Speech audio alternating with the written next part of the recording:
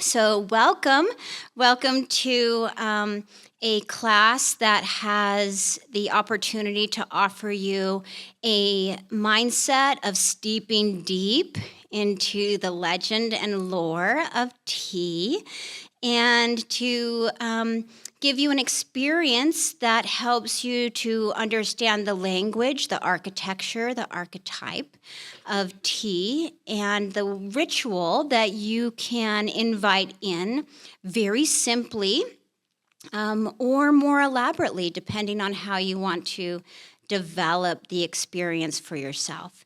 So my name is Marinda Bowen, and I have a beautiful space in downtown Salt Lake City called Natural Law Apothecary. How many of you, just out of curiosity, have been to Natural Law Apothecary? Oh, that's sweet. Nearly half of you have been to this space. So I am super excited to introduce those of you who haven't been here, and so delighted that you who have been are here as well. I grew up as a child of folk medicine. That is why the apothecary is a space that I feel at home in. My mother grew up in very, very, very rural Utah in Cannonville. She is 91 in June. She is a Gemini, so she has been around for quite a while and has seen quite a bit and saw Utah at very early stages, especially the way that Cannonville, Tropic Bryce stayed very much secluded, and even today feels pretty out of the way. Her family, she was one of 11 children. She was birthed by midwife.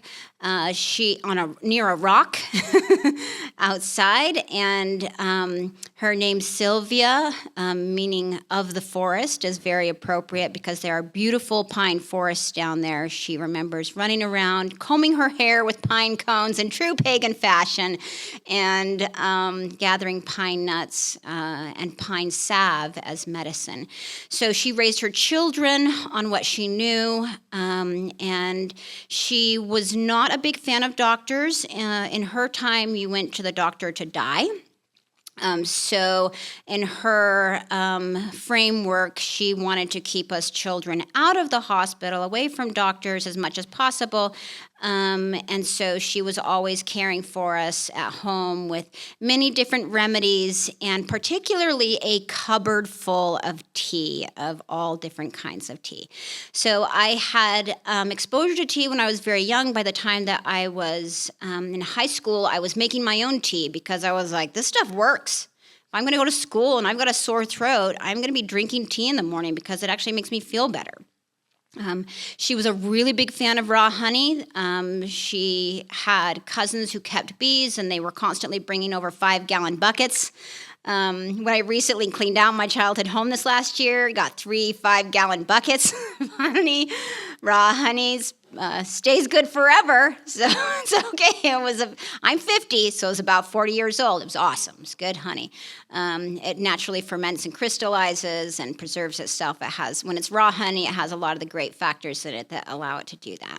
I did bring a little book on honey too, just for fun, and because honey is very often a part of my tea, I brought that as well. The space, Natural Law Apothecary, is a space of ritual and medicine. We honor all medicine around the world. We consider music medicine. We consider community medicine. We consider team medicine. We consider sitting in presence, showing up for each other medicine.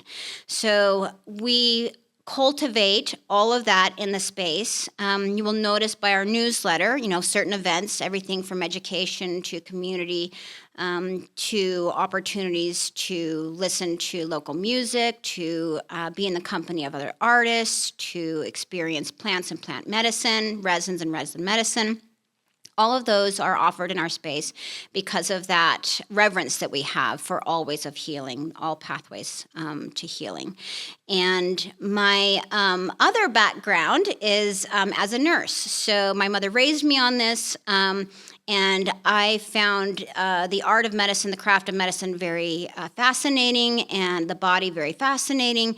And so I pursued my baccalaureate degree as a registered nurse, and then went into a specialty of chemotherapeutics, oncology, and hematology, and worked as a cancer nurse for many years. And it was an incredible opportunity to learn about the most poisonous and most toxic plants that we use as medicine, and to dive deep into the contracts of medicine and the contracts of healing. So, for example, as a chemotherapy nurse, I would have about 16 to 20 pieces of paper that you would have to sit with me, and we would go through it together, and it would talk about very dark times, and it would talk about what hope lied for you at the end of that, and it would talk about your commitment and how deep you were willing to go into the medicine, and what that might mean for you. And there would be death, there would be ego death, there would be death of cells, there would be death of organs, there would be times when I was bringing you back from death, and that was all very intense. And that is a contract that I didn't take lightly. It was my first diving into informed consent. So I am a huge proponent of informed consent. Whether it's chemotherapy or chamomile, I want you to speak the language. I want you to have a translator if you can't speak the language yet. And so that's why at our apothecary, it's really just friends and family who work there, because that is who we are able to trust to care for you, to be a translator between you and the medicine when you come in and you are new. Some people come in and they are very seasoned, and they really just need to translate our language. They just need translators of our language, how the apothecary works and how things are set up and that sort of a thing. So that is what a natural law apothecary is. That is what my background is, and that is how I bring my philosophy to the space with you today. So I really want to share with you my experience of tea, its benefits, and its ritual aspects. And I feel like the most resonant way for me to do that is to offer you my perspective in the pathway as an alchemist. So my spouse and I have sort of dived around in many different philosophies, whether it be traditional Chinese medicine, American folklore medicine, the Ayurvedic pathways, and we have found many things that we love, but nothing that we really could, latch onto, until we looked at Hermetic philosophy and the art of alchemy, this sacred science that was very lustrous at a specific point in history, and then sort of tumbled down into the ashes of chemistry. And chemistry always excited me. So before I knew alchemy, I actually loved chemistry, loved my chemistry class, and in college I was a chemistry tutor because this just... I loved it. I loved chemicals, which is probably why I went into chemotherapy, right? It's because this really fascinated me. One thing that people don't often think about, but you probably do, is mineral medicine. Because I bet most people in here are either wearing, carrying, or have in their car or their home some gem, tiger's eye, opalite, carnelian. And I bet a lot of you could recognize, quartz from selenite. So, and I love to talk about that aspect because it also is very present in medicine, especially in chemotherapy. We get really into the metals and minerals, and we use heavy metals in our medicine pathway. And in alchemy, it's heavy metal alchemy, right? Gold is this ultimate set point where the site is set, and it is about a conscious transformation, not just a physical transformation of lead into gold, but a consciousness transformation from your primal and ancient self into a highly evolved, moved through all archetype being, where you can embody all archetype and speak the language of every hero, of every mercenary, of every king, of every sorrowful peasant, of every joker, right? These are archetypes. And so the pathway of alchemy really sharpened my perception of how I approach tea, and that is because it honors the elements, and tea is very elemental. So how many of you are familiar with the Philosopher's Stone? And do you want to tell me what the symbology is? Does anybody want to tell me, if you know or if anybody else knows? Do you know what the symbol is? Yeah. Does anybody know what the symbol of the Philosopher's Stone is? I don't know the symbology. Oh, that's okay. She's like, sorry. I was like, you're gonna talk. well, tell us something else then. Tell us what you know about the Philosopher's Stone.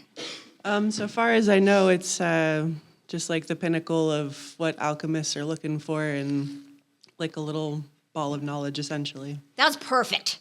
The pinnacle of what alchemists are looking for. Does anybody else want to share their perception of the Philosopher's Stone? Put anybody else on the spot? No, they're like, no, thank you. Well, after that perfect one, I don't blame you. So that was a very good representation. The symbol itself is like a cup, right? It's circular. First, there is a circle of infinite manifestation. And inside the circle is a triangle. And now many of you are like, oh, yeah, right, I remember this. I've seen this, right? So the circle, and inside the circle is the triangle. And inside the triangle is the square. And if we start in that little square, the square represents our elements: fire, air, water, earth. And in a cup of tea, you have all of that represented. The hot, right? Tea is the fire element. Water element, obviously there. Earth is those actual tea leaves or seeds or flowers that were put in there. The air is the steam that's coming up, and you can see it all around inside the glass there, making little steam distillation, right? And it's dropping down, back down into the tea.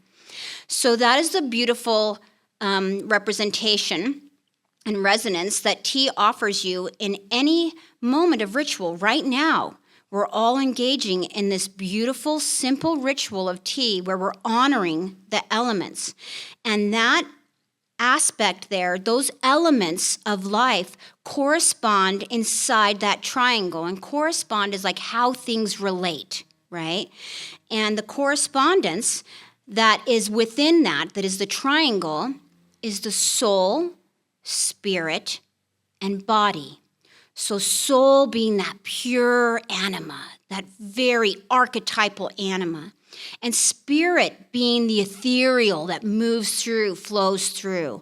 And then the earthen principle, the body principle, is those salts. So each one of those ingredients in the tea is matter, right? It's a specific matter. And that matter has consciousness, has a soul, has a spirit, and has a body, has a physical form. And some people are like, that feels very easy for them to bring in, to embody. And other people are like, well, what does that mean? So from an alchemist perspective, the lavender, it has an oil. I bet most of us in here have used lavender oil or smelled lavender oil. That's the soul, that very deep, oily portion of the plant is the soul.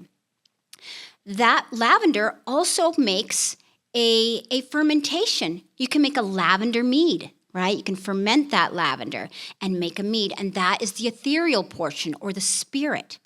And then, of course, the body of that lavender is that physical portion that even if we burned it, there would still be salts left over. And so the aspect of this is immortal principles that will never be destroyed and only go on and on and on infinitum. And that's why the Philosopher's Stone is represented by the circle and the triangle and the square in the circle, in the triangle, in the square, and over and over and over again, because it is the infinite landscape of manifestation. So T, as a tool of manifestation, it already has the code. So all you need to do is to come in any situation in which you would be caring for, serving another person, and understand that the archetype is already installed. You don't have to trust yourself. You don't have to be like, God, what do I got to study up on this? Do I got to read 10 books? What do I need to say in order to become this thing? You don't. It's already installed. Execute, run. The code is already there. Execute, run. It's already done. Ones and zeros are already in there. And what people sometimes forget, and what even in my day-to-day, in the hustle, the bustle, the language of our current reality is rather stark. I get in my car and I speak the language of car. Hopefully it starts. And I drive the streets to my shop and I speak the language of traffic. And sometimes that language is really bad. I'm not gonna lie. And then I get to my shop and I walk in there and I'm like, oh God, that's what people are talking about when they walk in here and they feel that, right? Because I've installed the language of my shop over years of care, over years of serving people, of staying humble, right? I think sometimes people forget that the reason why they're called small folk is because they are humble, right? They are lacking in attachment and they have less firmness. They have more fluidity, right? So they're soft, they're small. And staying humble is an important part of your practice when you're going to be in front of somebody caring for them, because it can really easily sort of sneak in that you now have a duty to do this because you're endowed with something. But if you remind yourself that you are simply the medium of a message that is already installed, that can be a really important way to help ground yourself in any practice. But I find that particularly for myself, to ground myself in that practice. And realizing that everything has a language. T has a language. I say traffic. Traffic has a language. Life has a language. Death has a language. Birth has a language. And we will often feel magic where it's installed the strongest in life. You see a baby be born, you're like blown away, right? Never forget it. You go to a beautiful union of two individuals, of marriage, you're blown away. You're like, it's already installed. The archetype of that, the language is there. I don't even need a translator. It just blows right through into my body. The language of death, right? Sitting vigil at the bedside, caring for somebody who's dying. And this can even mean being a caregiver for somebody later in life, in their process of dying. It begins somewhere, right? And as you care for them and you learn the language of dying, and you learn the language of grief, and you learn the language of moving on. These are beautiful ways to communicate, and they all are based off of something very primal. I'm sure some of you have heard people say, if you learn Latin, you know all the Romance languages.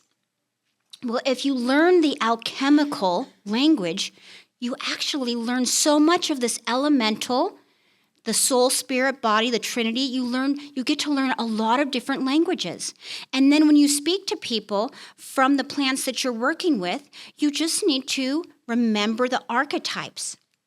So T being elemental, being a representation of the infinite landscape of manifestation, through that symbology, that infinite circle, that cycle again and again, the soul, spirit, and body present in the triangle, the actual elements of earth, fire, wind, water being present in there. Those archetypes, if you learn a little bit about them, you can really develop the language that you share with people when they come to sit with you. But I'm guessing that pretty much every person in this room could describe to me aspects of the element. When you think of water, what if you could describe water to somebody who hadn't seen it before, what would you say? Yeah. You. Okay. Yeah. I would say it's cool, it's wet, it's flowing, it never stays in one place. Beautiful. She knows water. So when the water is moving, so when the cup is poured, right, and the water is moving, there will be aspects of the water element coming through, and that is an opportunity to speak about what the water is doing in the cup. So it never has to be about like, oh, this next week you're going to have to take your child to the parade, because if you don't take your child to the parade, your aunt's going to be really mad, right? Like it's not, all of that it matters very little in the infinite landscape, right? The water is reading infinite landscape. And so if you remember that you are reading from infinite landscape and stay within that space and let them, the person in front of you, actually realize, when they're out and about next week with the aunt or doing the things, then you're giving them the opportunity to understand the language, to feel the language of the tea, and to return to it in their own space. My desire is always to empower, never to disempower the person in front of me, to serve from a place underneath, to help be a gentle guide, a gentle support, but never doing the work for them, because that's their universal path. And if we're always stepping in to try to support, we're taking away their victory. So the beauty of this is to kind of stay back and to stay low and to stay present and grounded in the archetypal information and to allow it to flow from there. Would you like to describe, say you had to describe Earth, if you needed to describe Earth to somebody who had never seen Earth, what would you say? Oh, man. I would describe Earth as, depending on the weather, cool, hot, wet, sticky, soothing, grounding, brown, yellow, green, depending on what's in it, sandy, could be full of organic material or not. Earth is a lot of things. It really is.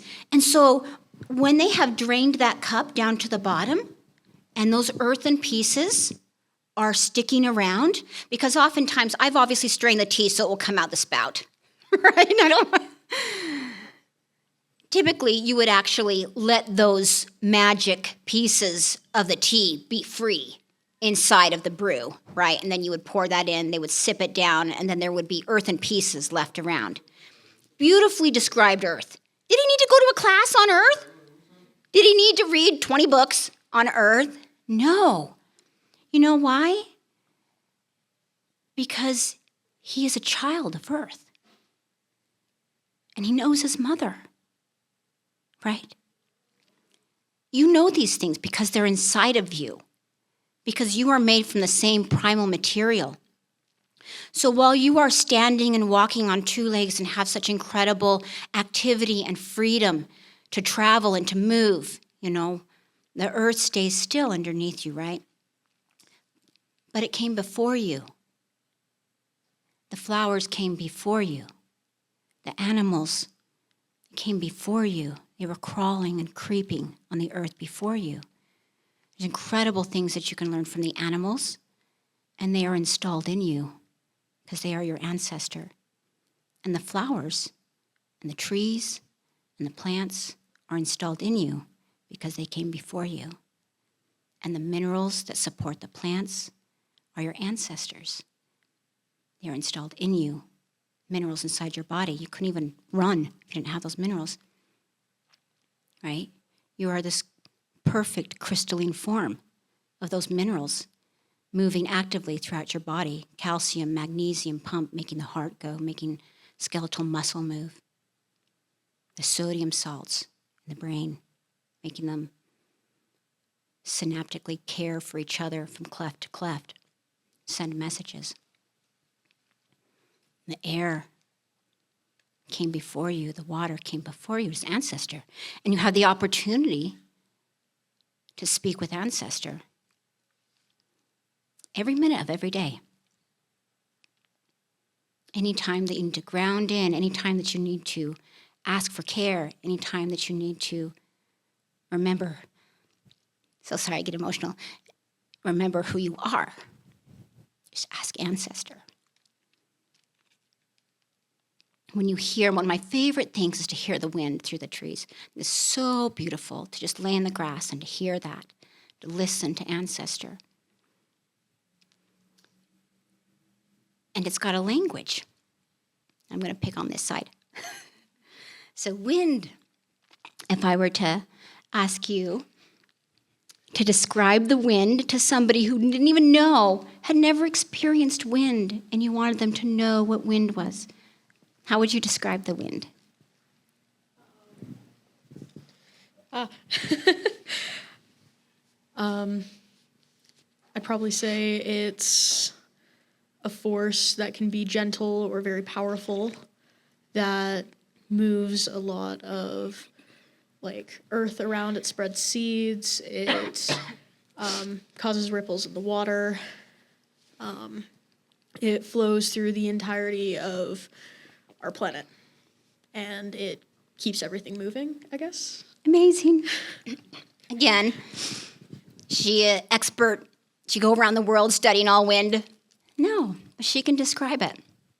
She knows this ancestor. She knows the element of air. And that can be a part of the process of watching the steam when you first pour the cup or when they're even stirring. And maybe the person is going to be a part of an entire tea ritual. Maybe it will be a short ritual and you're just going to read dry, and we can talk about that. But maybe it's going to be a more elaborate ritual where they're going to be with you from beginning to end, and there's going to be a lot of air principle in that. Even the conversation that you might ground in with them and have with them at the beginning can be an air principle, right? We talk about Geminis being chatty because of their air principle. So we have this aspect of water, we have this aspect of earth, we have this aspect of air. And now it is time to talk a little bit about the fire. And would anybody, this is a little bit easier one, I kind of save it for last. So talk about the principle of fire. Does anybody want to describe fire? If you had to describe fire, and it was somebody who'd never experienced it before, what would you tell them? I'd say it's destructive and beautiful at the same time. It's a form of rebirth. Sometimes in order to grow back stronger, it's got to be destroyed first. I'd also say it's contagious. It's warm, it's comforting. It can be controlled, but you can lose control of it so quickly if you don't do the right thing. Yeah, that's about all I got. One question before you take the mic away. Are you a fireman? Yes. Are you really? Fireman, how?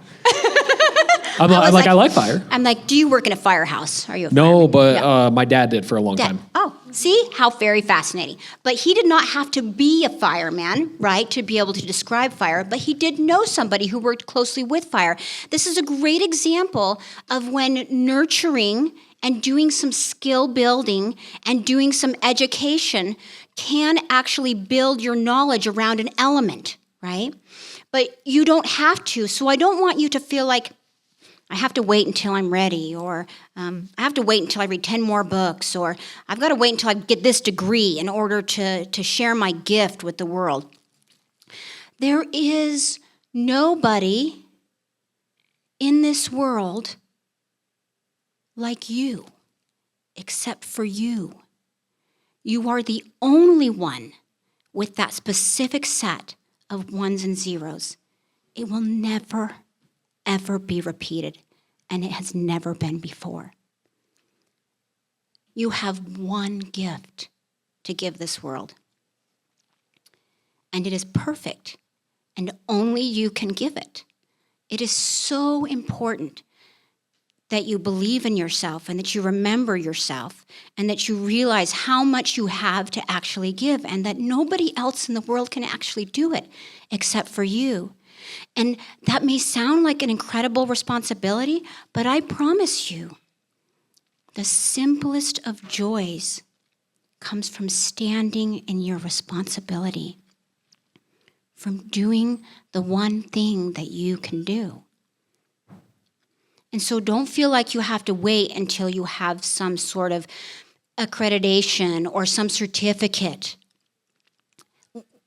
While I did need some accreditation and some certificates to give chemo, I honor that this world requires some certifications and a Utah Department of Professional Licensure. And yes, I do require 9 permits in order for me to have natural law apothecary. It is kind of crazy. Yes, those things do exist around us. But you only have one contract to fulfill, and that is with your soul. To be who you are. And you don't ever have to worry about trying to be anybody else because you are perfect exactly as you are designed. And you are irreplaceable. And you are irrepeatable. And the ritual that is offered between two people who cannot be revoked, who are perfect, that is where the language lies, in that space there. And that language you don't need to worry about because it is already installed.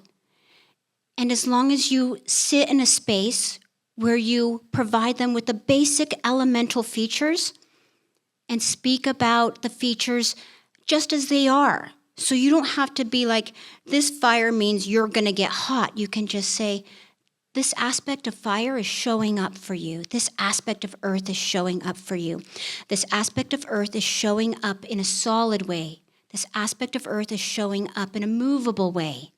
This aspect of air is showing up in a cold way. This aspect of air is showing up in a still way, right? And what does that mean for you?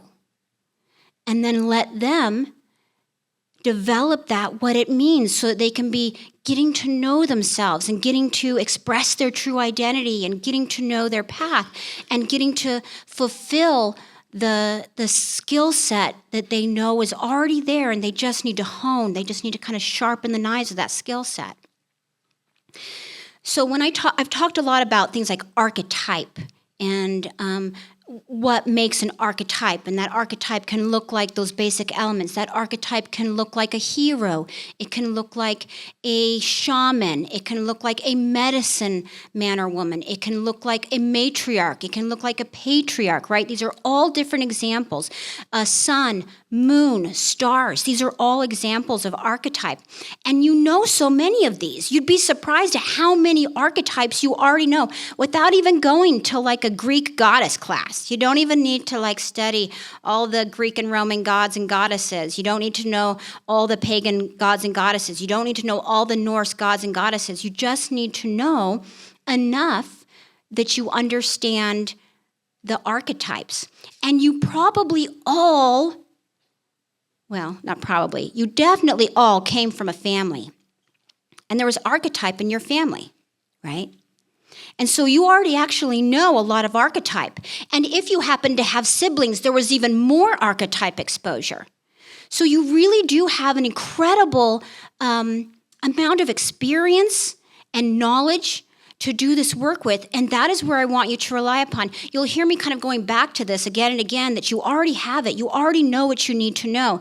Because I find myself, I need this education as much as anybody, because I have such a strong desire to hop into books and to hop into literature all the time. I want to study, right? But everything that I need is in here. And that if I take those moments to actually sit with air, sit with earth, sit with water. I love to sit in the bath. That is such a great thing for me to just get still, right? Wherever you can be still, that is a beautiful opportunity to listen to the primal language, to the ancient ones and zeros, so that you can remember that, so that you can hear it again and again when you're in process, when you're in relationship. Because this is a process of relating, right? That's how you learned air, that's how you learned earth, that's how you learned water, is by relating to it, right? And experiencing it. So these archetypes, they're universal. And they're original. It's where the truth lies. They're the truest form. So they can be so helpful when you're worried about, like, am I speaking truth to this person? When you're speaking an archetype, truth is already installed. It's already there for you. And it's a language of relating, a language of correspondence. That is the language of archetype. So to get into kind of the nitty-gritty of tea, I did bring a tea. Oh, yes, did you have it? Oh, yeah, 5 minutes. So the tea can come in flower, like my lavender flower. It can come in seed, like my cardamom pod. The leaves, right, the Camellia sinensis black tea leaves. And then, of course, there's also root. I didn't do root here today, but I think you can all get the idea of archetype through root, right, the beginning, germination, leaf, manifestation. The floral, that's where your abundance lies, and the reseeding. So that's a cycle coming around. So if you think of that very simply, of root and leaf and flower, and then back to seed as a cycle, and working through those archetypes, that can be an incredibly simple way to begin. And you can just pour out like something simple like dandelion blossom, dandelion leaf, dandelion root, and then dandelion seed if you have it, and then they can work through that, and you can have them pick, oh, what are they picking? And are they working more with root? Are they working more with germination?